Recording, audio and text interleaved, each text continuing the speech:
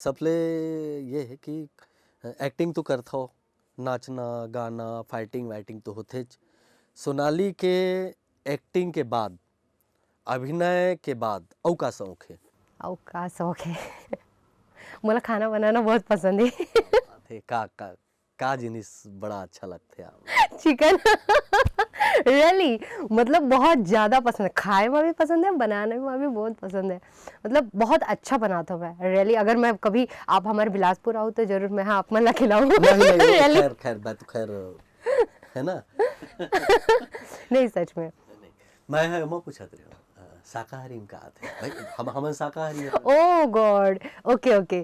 तो मैं हाँ जो आपला पसंद है सब बना सकता हूँ बढ़िया है। जी। ऐसे ही का बोलथे, मतलब आपला खाना बनाना पसंद है, औ का पसंद है? घूमना, घूमना फिरना।